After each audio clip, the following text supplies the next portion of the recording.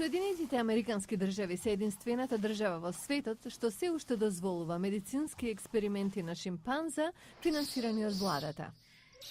Подржувачите на оваа пракса велат дека ваквите тестови спасиле милиони животи, но активистите за заштита на животните велат дека подложувањето на шимпанзата на болни и често смртоносни експерименти е сурово и нехумано.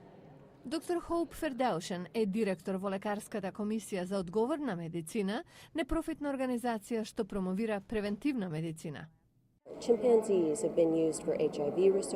Шимпанзе се употребени во истражувања за ХИВ и за хепатитис.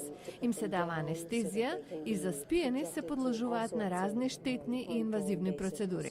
Активистите за забрана на вакви експерименти велат дека има многу алтернативи за употребата на шимпанза за истражувања и во таа смисла е предложената легислатива што сега е на разгледување во Конгресот.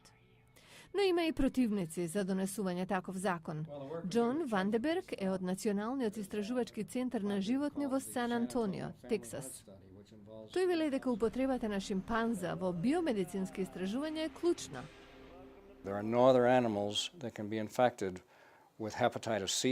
Нема други животни кои може да бидат инфицирани со вирус на хепатитис С, хепатитис Б или ХИВ. Освен тоа, вели тој, од истражувањата на шимпанза веќе имала корист целата светска популација. По прашањето за етика пак, доктор Вандеберг вели дека тој и неговите колеги прават исклучителни напори пред експериментирањето на шимпанза да употребат пониски животински форми. Дебатата е во тек, додека легислативата го пробива патот низ Конгресот со над 140 коспонзори на документот.